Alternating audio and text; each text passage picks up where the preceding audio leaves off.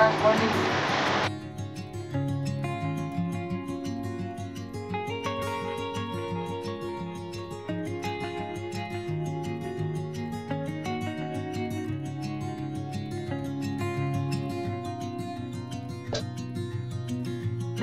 Naparating ka na sa iyong destinasyon.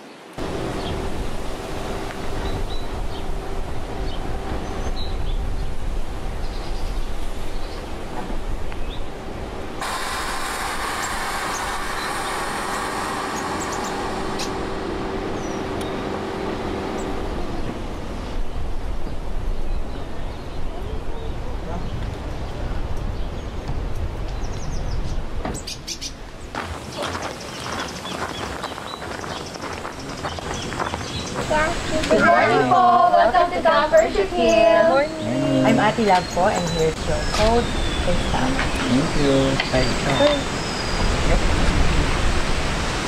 I'm Ate Leo po, and here's your welcome gift po. Thank you!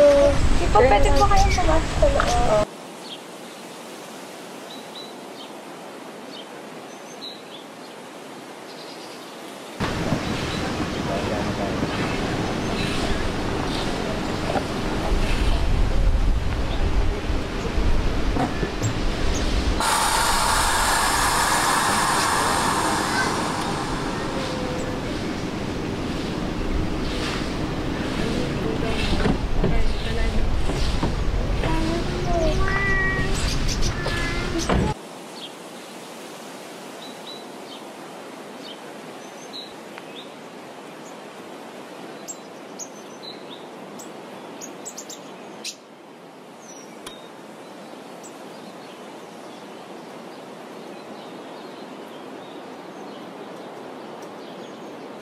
Okay ba, please? Dito sa break. Go ako. Hindi ko nga alam yun. Sige. Sir Ryan, sanay na sanay. Hello guys! So, nandito tayo ngayon sa Camp Worship Hills. Nandito si Pastor Ryan, ang ating camp director, para interviewin natin regarding dito sa bagong campsite na to. Actually, last PH camp out, dito siya ginanap, so na-invite din kami dito, so na-experience namin yung campsite nila kung gaano kaganda, pero ang dami kasing development na nangyari. Kaya yun, tanungin natin si Pastor Ryan. So Pastor Ryan, maraming salamat sa pag-invite sa amin dito. So after nung PH camp out, sir, ano po bang mga naging development natin sa campsite? Right, siguro before we tell you about the developments, gusto namin magpasalamat sa inyo, specifically sa Hatch Camp Air, no? Yes, sir. For first visiting us, Camp Worship Hill. Nakita naman natin kung paano naging full blast ng Philippine Camp Out. Yes, sir. At nagpapasalamat din kami dahil in spite na short notice, nagdagsaan ng mga tao. Sobrang dami. At nagpapasalamat kami dahil first time na nangyari yun. And we're hoping for may 2.0 na nangyari. Yeah. Pero specifically sa Hatch Camp Air, maraming salamat kasi napakalaking bagay na siyempre through sa inyo ay malaking bagay na medyo medyo lumaki din yung kahit paano yung influence ninyo. At isang bagay na lagi namin sinasabi is we really first we thank the Lord for giving us the opportunity for that. At kung hindi rin naman sa tulong ng Diyos ay hindi magiging tagumpay. So ever since na natapos at nagkaroon ng Philippine Camp Out, before kasi nandito lang sa atin ay yung playground. Yes, sir. Tapos, siyempre yung ating swimming pool. Yeah. Yung ating chapel, yung mini chapel natin. At na-maximize naman natin yung buong lugar. After then, nung March 16, it has been like 1.5 months. Ngayon, meron na tayong two multi-purpose hall. Okay. Isa yung for dining for good for 100 and one for 50. So pwede na rin yung mga event dito. Yeah, actually we have a upcoming wedding. Okay. Dito, So no? mga wedding event pwede na rin dito, guys. Yeah, we are now catering weddings and not only though we have water baptisms here, we have like child dedications, even family reunions. Meron din kami kinikater for team buildings kasi we are siyempre not only here, nasa industriya din kasi kami ng team building. Okay. So we are like tending groups kung ilan sila, kung ano, kung either eskwelahan o sa church, even for company or corporate.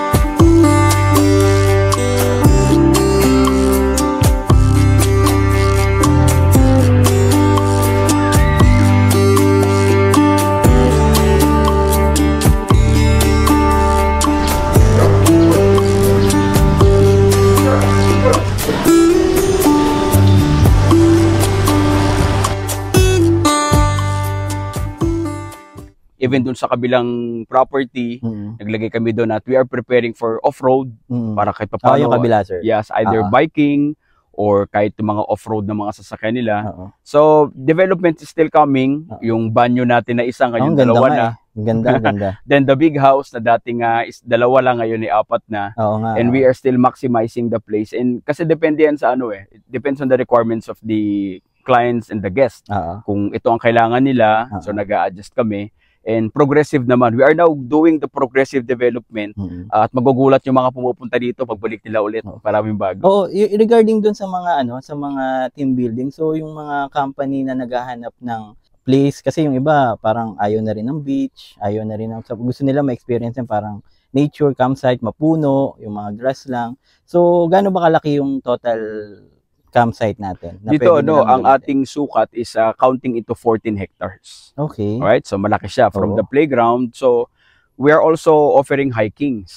So ang gagawin, kasi dito meron tayong 3 entrance. We have the bamboo gate, then we have the red gate, at tapos we have the camp 2 gate. Just in case na mag-decongested tayo dito, meron tayo doon. Tapos depende nga doon sa depende sa trip ng darating. Gusto nilang tahimik, doon sila. So pwede naman yung 3 gates na yun, pwedeng exclusive. Depende sa number of participants. Correct. So depende din yun, just in case na ang kanilang gusto ay a community. Merong lugar for family na kung saan yung tents ay magkakasama. Okay yan. Individual camping, pwede rin. Kung talagang isolation talaga, meron din naman. At meron din tayong lugar kung sakaling they want to eat, yung dining natin, meron din. We are also offering, kasi merong Camp Worship Hill Resto. So, doon sa mga pwede na rin mag-order. May mga menu na rin kayo. We are now offering breakfast, all-day breakfast. Tapos meron din kaming for lunch and for dinner.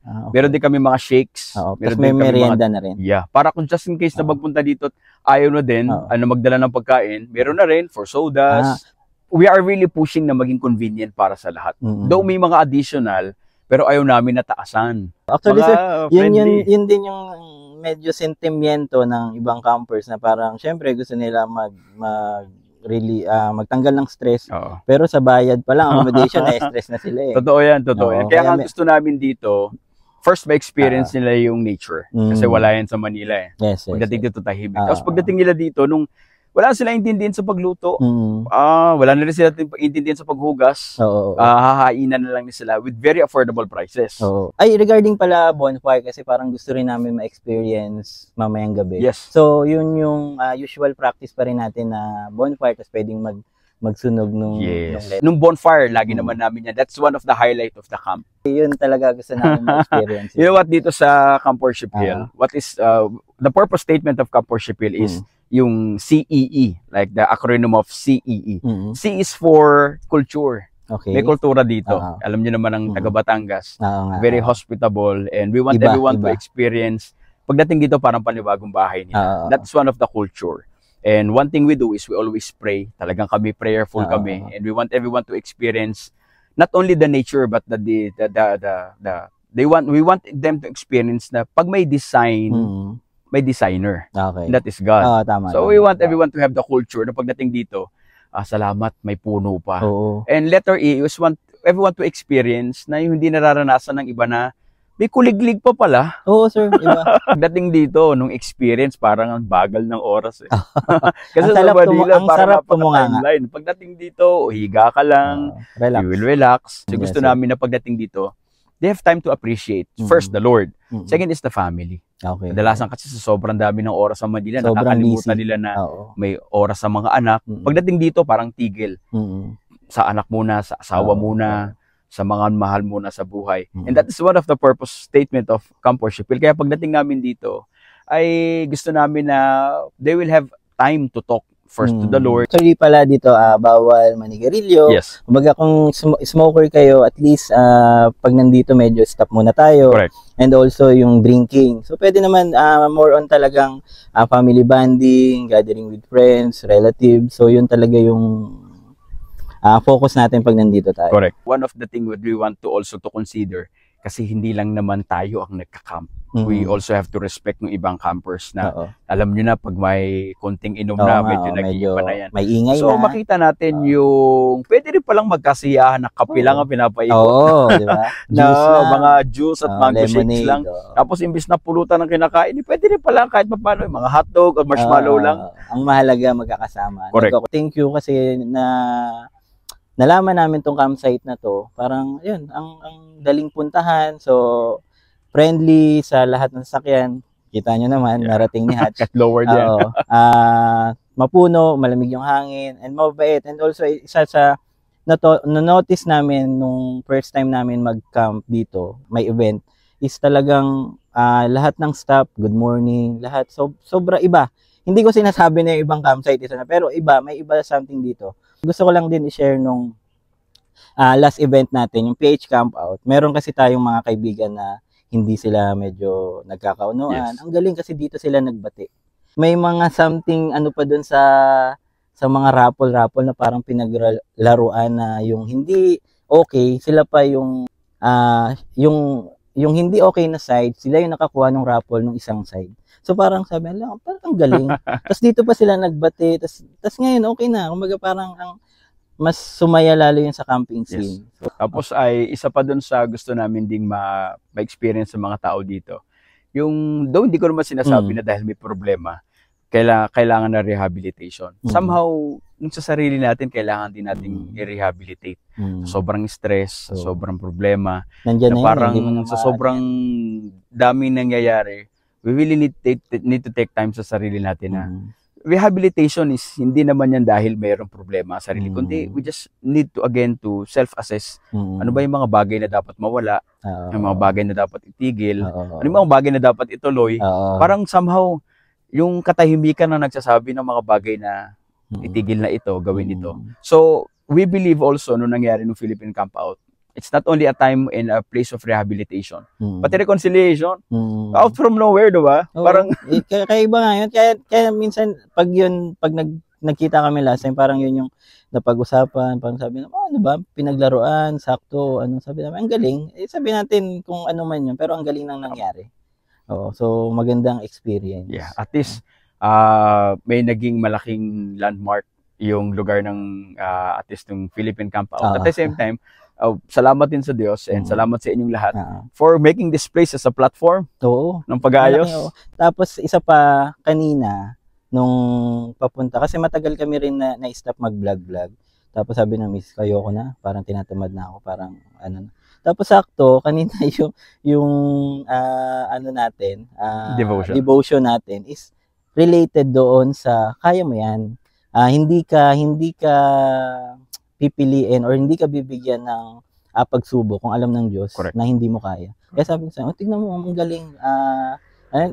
Kumaga parang sakto. Oo. So, ang galing lang. Parang yun na mismo talaga answered Oo, parang prayer sa lahat ng questions kung tutuloy hindi. Even pag yung yung umaattend kami sa sa Victory sa Dasma, may times na yun nga may sakto sa problema mo. Correct. Ano naman ang sabi naman ni Lord, He make all things beautiful in His time. Somehow may mga tanong lang na di kasi natin sa kanya ina-ask. Kaya we ask the wrong person. Kaya yun yung lagi ko sinasabi. Kung gusto mo ng tamang sagot, sa tamang tao ka magtanong. And somehow, nasagot siguro kanina. Malaking bagay din naman na kahit paano, we go back again. Yung nga yung sinasabi namin na, if there's a design, there's always a designer. Oo, tama. Kaya magpasalamat tayo dahil I believe that really the Lord has orchestrated. Ang Diyos talaga ang kumilos nito. At salamat din dahil kayo sa Hatch Camp Air, no? Hindi na kayo bisita dito You always see pamilya na kayo, di ba? Kaya lahat ng pupunta dito, parang bumabalik lang kayo sa sa bahay niyo sa Batangas. Tapos yun pala, so ang inavail kasi namin dito, trinay namin yung tent rental nila. So ayun, wala na kayong dadalhin kundi pagkain na lang. Correct. So provided nila lahat. So may options kayo, merong for 3 persons, merong for 4. Yes. So may options naman, may maliit na tent, may malaki na tent. So provided nila even yung ilaw, yung portable fan, yung mattress, yung airbed. Recommended siya para dun sa mga gustong mag-try. Kasi usually medyo mabigat yung camping gears kung sakaling gusto mong mag-try tapos parang hindi para sa akin to. Hindi ko siya trip, hindi ko siya. So yung mga gusto na maiba naman na gusto makapag-try, so pwede dito. Message lang kayo sa page nila. So may inquire kayo regarding dun sa tent rental. So wala na kayong dadalhin. Pagkain na lang. Correct. Enjoy nyo lahat. And also yung pool nila pagdating ng 2 PM, 3 PM may side na malilim, ang sarap. Hindi siya mainit. Actually para talagang wala na kayong dadalhin May pagkain na rin dito Sarili nyo na lang, sasakyan nyo na lang, motor pagka na lang. magsabi lang kayo, maglalagay kami ng menu sa FB page, pwede nyong i-pre-order. Kailangan. Thank you. So, Sir Ryan, tignan ako maluha. Nababaw talaga luha ko Hindi. Salamat sa inyo. Salamat din, sir. Salamat sa pag-invite sa amin. Yes. Siguro, iwan ko lang yung hinahawakan naming verse dito sa Camp Worship Hill. It comes from Psalms 121, verse 1 and 2. Sabi dun sa English, we look our eyes into the hill. Kaya nga, Worship Hill. Ang tanong dun where does our help comes from? Our help comes from the Lord, the maker of heaven and earth. So, kapag may problema, tingala lang.